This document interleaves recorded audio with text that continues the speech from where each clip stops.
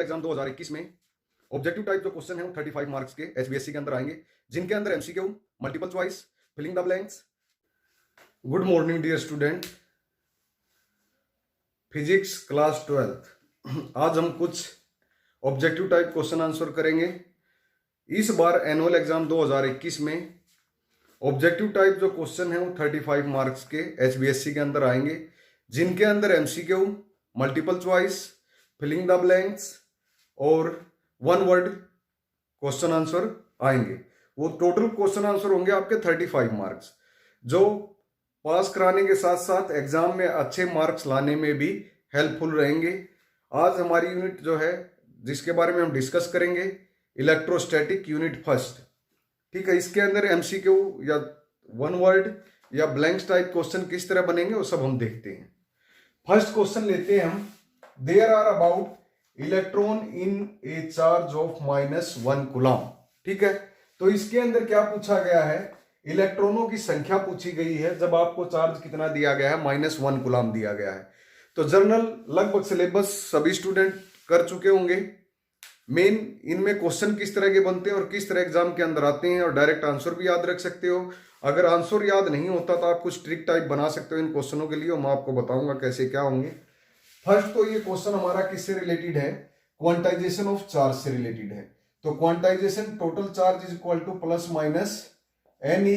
यहां पर क्यू किसको रिप्रेजेंट करेगा, टोटल चार्ज, एन रिप्रेजेंट करेगा number of electron, E represent करेगा elementary charge particle like proton, electron. ठीक है, और एन क्या है, संख्या है इनकी। अब हमें एन ही निकालना है, तो एन इज इक्वल टू क्या हो जाएगा, क्यू बाई ई। जो यहां पर ई होता है charge on electron, 1.6 minus multiply 10 की -19 कूलम, और क्यू हमें दे रखा है -1 कूलम। एन सी हमें एन इज इक्वल टू क्या हो जाएगा हमारे पास में -1 अपॉन 1.6 10 की -19, माइनस से माइनस कैंसिल, और जो इसको हम सोल्व करेंगे अप्रोक्सीमेट लगभग 6.25 इंटू 10 की 18 या 6 मल्टीप्लाई 10 की 18 अकॉर्डिंग टू ऑप्शन हमें क्वेश्चन के अंदर जाना है। ठीक है, क्वेश्चन नंबर फर्स्ट है। इस तरह के क्वेश्चन क्वांटाइजेशन ऑफ चार्ज से रिलेटेड न्यूमेरिकल भी एक नंबर में दे सकता है, ब्लैंक्स भी दे सकता है या ऑप्शन भी दे सकता है। इंपॉर्टेंट क्वेश्चन है, ध्यान में रखना। उसके बाद नेक्स्ट टाइप हमारी बनेगी टाइप नंबर सेकंड, लिख सकते हो आप।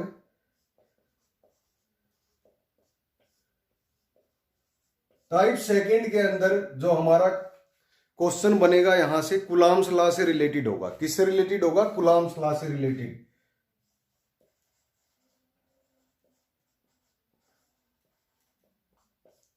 कूलम्स लॉ के अंदर सभी को पता है, दो चार्ज होते हैं, कोई भी दो चार्ज ले लिया, Q1 और Q2। इन चार्ज पर जो होगा पॉजिटिव पॉजिटिव हो सकता है, नेगेटिव पॉजिटिव हो सकता है, पॉजिटिव नेगेटिव हो सकता है, या नेगेटिव नेगेटिव हो सकता है। चार्ज कैसे भी हो सकते हैं। और इन चार्ज के बीच में हम मान लेते हैं डिस्टेंस हमारे पास क्या है, R। क्या डिस्टेंस मान ली, R। तो पहला क्वेश्चन तो यहां से बनेगा, अगर दो चार्ज हैं, nature of force, first type हमारी ये बनेगी, nature of force between to proton. ये क्वेश्चन भी एग्जाम के अंदर आए हुए हैं, जो भी मैं करवा रहा हूं सभी के सभी क्वेश्चन पहले एग्जाम में आ चुके हैं। Nature of force between to proton, proton means positive charge. अगर दोनों चार्ज आपके पॉजिटिव हो, सेम क्या होंगे चार्ज होंगे, तो उनपे जो नेचर होगा, नेचर ऑफ फोर्स वो क्या होगा, रिपल्सिव नेचर होगा। क्या होगा, रिपल्सिव। तो इसका आंसर आप लिख सकते हो रिपल्सिव या रिपल्सन।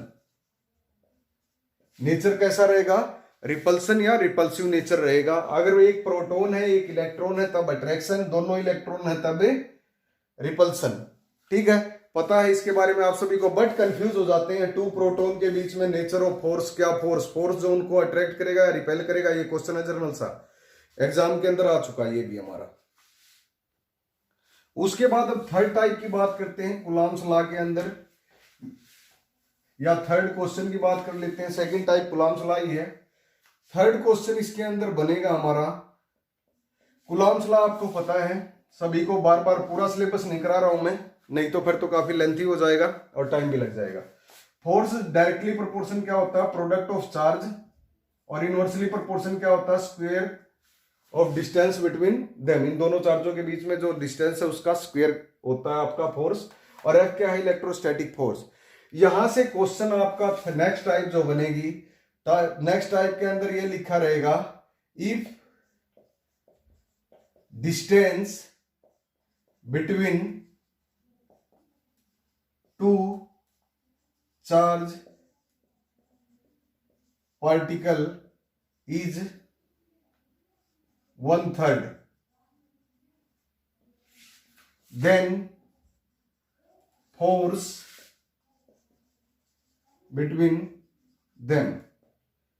ठीक है, इसके अंदर अब क्या कह रहा है, अगर distance between two charge particle, दो चार्ज हो गए हमारे पास, Q1 और दूसरा क्या हो गया, Q2 चार्ज हो गया, इन दोनों के बीच जो दूरी है वो क्या कह रहा है, 1/3 हो, क्या हो 1/3, यानी R किसके इक्वल है, 1/3 के इक्वल है। देन फोर्स बिटवीन देम बताना है, तो फोर्स बताना है जर्नल सा, कूलम्ब्स लॉ यहां सामने लिखा है। तो सॉल्यूशन आपको रिजल्टेंट निकालने के लिए पता होना चाहिए, F डायरेक्टली प्रोपोर्शन 1/r², और R की वैल्यू हमें क्या दे रखी है, 1/3 इसका स्क्वायर, और F क्या हो जाएगा 1/1/9, और इसको जब सोल्व करोगे तो F 9/1 अपॉन में 1 हो, काउंट करो या ना करो, तो फोर्स कितना आ जाएगा आपका यहां से 9 टाइम्स, कितना आ गया 9 टाइम्स। ठीक है, जो इसके सामने आ जाए वही उत्तर हो जाएगा।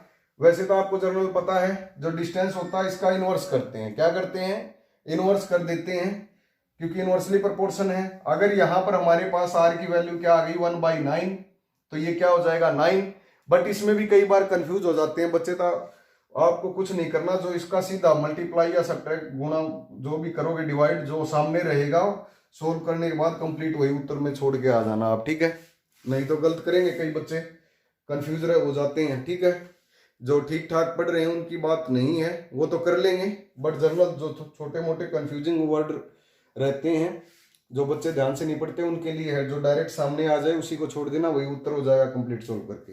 ठीक है, यहीं से एक क्वेश्चन और भी बन जाएगा, ध्यान से देखना सभी। अगर डिस्टेंस पूछ ले निकालनी है और फोर्स दे रखा हो, तो यहां ये वैल्यू रख के इसको ऊपर ले जाना, इसको नीचे ले आना और स्क्वायर रूट हटा देना। बताता हूं मैं भी आपको ये भी। नेक्स्ट क्वेश्चन इसी के अंदर अगर ये कह दे हमारा, डिस्टेंस ना कह के क्या कह दे, फोर्स, क्या कह दे यहां पर, force between two charge particle is 1/3, then distance between them, distance पूछ ले, क्या पूछ ले, डिस्टेंस। तो F आपको पता है इनवर्सली प्रोपोर्शन 1/r², r² क्या हो जाएगा 1/f, और यहां से आपके पास जब R हटेगा तो F क्या हो जाएगा 1/ ये स्क्वायर रूट इधर आ गया। ठीक है, तो यहां पर F दे दिया हमें 1/3, क्या दे दिया F 1/3 दे दिया, तो ये क्या हो जाएगा 1/3 और इसका क्यूब रूट, ये जो इसके सामने होगा ना ये आंसर हो जाएगा फिर उस दौरान हमारा जो R निकलेगा। ठीक है, फिर इसको आप रिवर्स भी कर सकते हो, ये R ये क्या हो जाएगा 1/√1/√3, और √3 क्या होगा आपका ऊपर चला जाएगा, और √1 एज ए इक्विवेलेंट किसके होता है, सभी को पता होगा, ये आपका क्या रहता है √1 या 1 रूट ही रहता है, इसका डिस्टेंस क्या हो जाएगी √3, डिस्टेंस कितनी हो गई हमारी √3। ये क्वेश्चन नंबर 3 है। उसके बाद कूलम्ब्स लॉ से ही रिलेटेड नेक्स्ट टाइप इसमें हमारी बनेगी, पक्का आएगा 100%, यहां से क्वेश्चन एक हर एक सेट में मिल सकता है आपको। F क्या था, Q1 Q2 बाई या 1/r², और F किसके इक्वल आ जाएगा, Q1 Q2 ऊपर रह जाएगा और R नीचे, और F is equal to constant term K Q1 Q2 by r²। K क्या है यहां पर, कूलम्ब्स कांस्टेंट या electrostatic force constant, electrostatic force constant K, electrostatic force constant या कूलम्ब्स कांस्टेंट है हमारे पास। अगर K की बात करें, K की यूनिट पूछ ले, क्या पूछ ले, K की यूनिट, K की यूनिट क्या हो जाएगी, ये सारी टर्म इधर आ जाएंगी, Fr² अपॉन में Q1 Q2। फोर्स की यूनिट आपको पता है क्या होती है, न्यूटन, डिस्टेंस की होती है मीटर स्क्वायर, चार्ज की कुलाम क्या हो जाएगा C2, और K किसके इक्वल आ जाएगा यहां से Nm2 C-2, ये हो गई यूनिट, क्या हो गई यूनिट। और के किसके इक्विवेलेंट होता है 1/4 एब्सोल्यूट परमिटिविटी। उसके बाद अगर इसी का डायमेंशन पूछ ले, डायमेंशन जर्नल है, फोर्स डिस्टेंस सभी चीज का आपको पता है, बट अगर यूनिट पता है तो यूनिट से भी डायमेंशन और आसान बन जाता है। फोर्स का तो आपको पता है mlt-2, ये मीटर में है तो डिस्टेंस के लिए L2, चार्ज है कुलाम, कुलाम के लिए क्या लिखोगे 80, और इसकी -2 है, यहां पर ये अलग था और ये अलग था। अब m तो एज इट इज लिख दिया, l और l कितना हो जाएगा, l3 हो गया, t2 है और t2 ये है हमारे पास, ये हो गया t4 और a-2, ये इसका डायमेंशन बन गया हमारा कूलम्ब्स कांस्टेंट या इलेक्ट्रोस्टैटिक फोर्स कांस्टेंट का। उसके बाद नेक्स्ट इसी में पूछ लेगा हमारे पास, ये इंपॉर्टेंट क्वेश्चन है सारे, थोड़ा स्पीडली चेक करना, जिनका सिलेबस हो चुका है वो स्टूडेंट आसानी से कर सकते हैं इनको। F is equal to 1/4 epsilon Q1 Q2 by R square, ये है एब्सोल्यूट परमिटिविटी। ठीक है, एक ये टर्म होगी ना, इसको हम मैग्नेटिक फील्ड में यूज करते हैं, ये टर्म होती है आपकी एब्सोल्यूट परमिएबिलिटी। ठीक है, ध्यान रखना इन दोनों चीजों का। इसकी भी यूनिट और डायमेंशन पूछ सकता है, इसकी पूछे तो इसको इधर ले जाएंगे, 4 कांस्टेंट टर्म है, ना डायमेंशन होता है ना यूनिट होती है इसकी। ठीक है, तो general 1/F is equal to Q1 Q2 by R square, और यहां से ये क्या आ जाएगा आपका charge, charge C square, force की यूनिट क्या होती है न्यूटन, ऊपर चला गया, डिस्टेंस की मीटर स्क्वायर, ये आ गई इसकी यूनिट, क्या आ गई यूनिट। यूनिट से डायमेंशन बनानी है हमें, न्यूटन फोर्स की है तो फोर्स का डायमेंशन mlt-2 और इसकी इनवर्स है 1। चार्ज की आप सभी को पता है क्या होती है 80, इसकी पावर क्या है 2, और मीटर के लिए L, इसकी पावर क्या है -2। स्पीड जैसे भी क्वेश्चन यहां से करोगे फिर भी यहां तक पहुंचाओगे, डायरेक्ट यूनिट पता है, सीधी वैल्यू पुट कर दो, जितना टाइम बचेगा आपका ही फायदा है। उसके बाद यहां पे क्या लिखोगे आप m एज टी, m की -1, L यहां पर है -1 और L2, L क्या है -3 हो जाएगा, t माइनस t क्या हो जाएगा प्लस, क्या हो जाएगा प्लस, और ये क्या बन गया आपका T4 और A2, ये हो गया डायमेंशन। कुछ छोटी मोटी अगर गलती लगे ना स्पीडली तो चेक कर लेना, तरीका यही रहेगा आपका। ये हो गए कूलम्ब्स लॉ से रिलेटेड कुछ क्वेश्चन। और उसके बाद यूनिट तो हमारा जहां एग्जाम स्टार्ट फर्स्ट पेज होता है उसके ऊपर भी लिखी मिल जाती है, वैल्यू भी लिखी मिल जाती हैं, बट हरियाणा बोर्ड के अंदर HPSC के अंदर कई बार ऐसे आसान क्वेश्चन डाल देता है और बच्चे कंफ्यूज रहते हैं क्या लिखें, तो फर्स्ट पेज पे जाना, वहां भी मिल जाते हैं कभी कभार आपको आंसर। हुआ था एक बार ऐसा। उसके बाद नेक्स्ट टाइप, थर्ड टाइप नाम दे सकते हो इसको, जो डायरेक्ट क्वेश्चन पूछा गया, process of sharing the charge with the earth. इस प्रोसेस को हम क्या नाम देते हैं, earthing. Next question quantization of charge है, एक्सपेरिमेंटली डेमोन्स्ट्रेटेड किसके द्वारा किया गया था, मिल्कन एक्सपेरिमेंट। उसके बाद है रिलेशन बिटवीन कूलाम एंड एब कूलाम, तो 1 कूलाम किसके इक्वल होता है 1/10 एब कूलाम के इक्वल होता है। ठीक है, उसके बाद इसी से रिलेटेड अब कुछ क्वेश्चन और करते हैं हम, जो हमारे डायरेक्ट यूनिट से रिलेटेड भी एग्जाम के अंदर पूछे जा सकते हैं। लिख लिया होगा सबने, और राइट करते समय आप स्क्रीन को पॉज कर लिया करो, उसके बाद राइट कर लिया करो। क्वेश्चन इंपॉर्टेंट है, लगभग यूनिट वाइज सभी क्वेश्चन आपको मिलेंगे। फोर्थ टाइप हम ले सकते हैं, क्या क्या टॉपिक बने थे हमारे पास, इलेक्ट्रोस्टैटिक फोर्स। नेक्स्ट हमारा टाइप जो इसके अंदर ही बना था वो था इलेक्ट्रिक फील्ड इंटेंसिटी, और नेक्स्ट टाइप हमारी बनी थी इसी के अंदर इलेक्ट्रोस्टैटिक पोटेंशियल, और जो फोर्थ पार्ट यूनिट का था वो था हमारा कैपेसिटेंस। ठीक है, जस्ट हम फोर्स की यूनिट की बात करते हैं, किसकी बात करते हैं, यूनिट SI यूनिट की बात करते हैं। फोर्स की यूनिट सभी को पता है क्या होती है, न्यूटन। इलेक्ट्रिक फील्ड की यूनिट का पता होना चाहिए, E इज इक्वल टू क्या होता है F/Q। फोर्स की यूनिट न्यूटन, चार्ज की कूलाम, तो न्यूटन पर कूलाम। इलेक्ट्रोस्टैटिक पोटेंशियल की क्या होती है वोल्ट, और V इज इक्वल टू क्या होता है W/Q। और कैपेसिटेंस की जो यूनिट होती है उसको हम क्या लिखते हैं फेराड से। इनकी एक 1 मार्क्स में यूनिट पूछ सकता है सभी की, ठीक है। उसके बाद और क्या क्वेश्चन बनेगा, लगभग यहां से तो हम कर चुके हैं जो क्वेश्चन आने थे।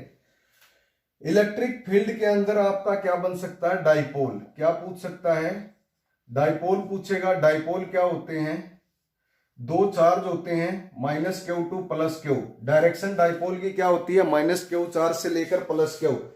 और टोटल चार्ज किसी डाइपोल पर बात करें तो -q और +q टोटल चार्ज डाइपोल पर क्या बनता है हमारा, 0, ठीक है। फिर उसके बाद इसी में क्वेश्चन और बनेंगे हमारे, डाइपोल लेंथ क्या होती है। डाइपोल लेंथ, दो चार्ज के बीच की लेंथ जो होती है, डाइपोल लेंथ को हम 2l से रिप्रेजेंट करेंगे। और फिर आएगा डाइपोल मोमेंट। क्या आएगा, डाइपोल मोमेंट। डाइपोल मोमेंट को हम P से रिप्रेजेंट करते हैं। P होता है Q into 2a, either charge और डिस्टेंस 2a या 2l भी लिखा मिल सकता है। लेंथ है ये आपकी इस डाइपोल से, a इधर और a इधर, या l जो भी आपने मान रखा, ठीक है। अब इसका डायमेंशन भी पूछ सकता है। चार्ज की यूनिट कूलाम होती है और डिस्टेंस की यूनिट क्या होती है, मीटर। ये तो हो गई इसकी SI यूनिट। और अगर डायमेंशन की बात करें हम, तो डायमेंशन कूलाम चार्ज का होता है 80 और लेंथ के लिए होगा आपका L, तो 80L या LTA। ये क्या आ गई इसकी डायमेंशन, M0 लगा सकते हो आप इसके आगे। फिर उसके बाद आता है यहीं से क्वेश्चन हमारा टॉर्क से रिलेटेड। क्या आता है, टू फाइंड टॉर्क। क्या फाइंड करना, टू फाइंड, लिख लेते हैं इसको दोबारा से थोड़ा ठीक ठीक, नहीं तो कंफ्यूज हो जाओगे आप। फर्स्ट यूनिट के लगभग जितने क्वेश्चन हैं जो आज तक एग्जाम में आए हैं उनको लिख लेते हैं हम। क्वेश्चन आएगा टू फाइंड टॉर्क, कर रखा होगा ये आपने अच्छी तरह। To find torque acting on dipole placed in uniform electric field.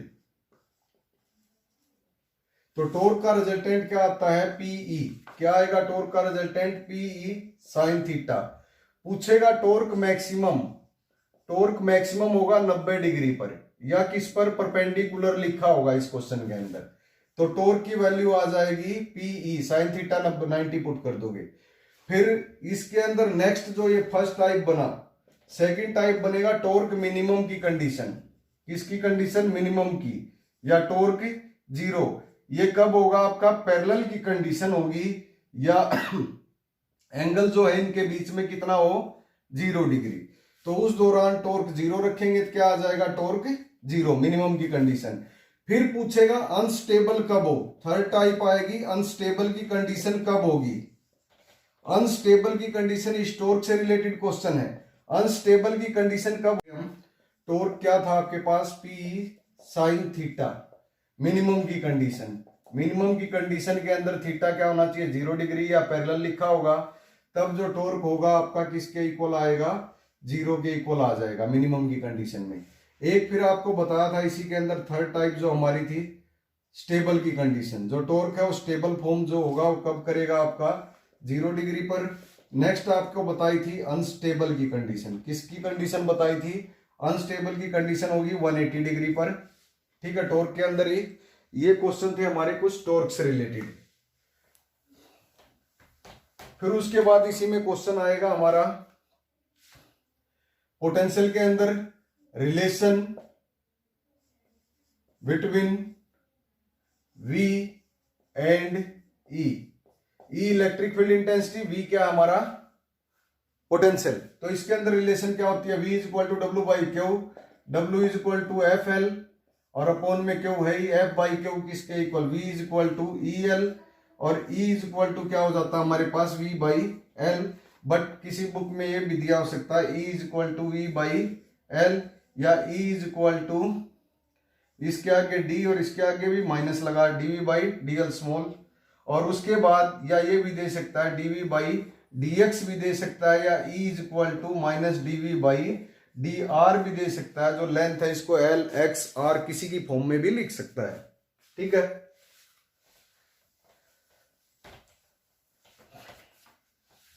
उसके बाद नेक्स्ट आएगा कैपेसिटेंस से रिलेटेड जो क्वेश्चन हमारा बनेगा वो किस तरह बनेगा।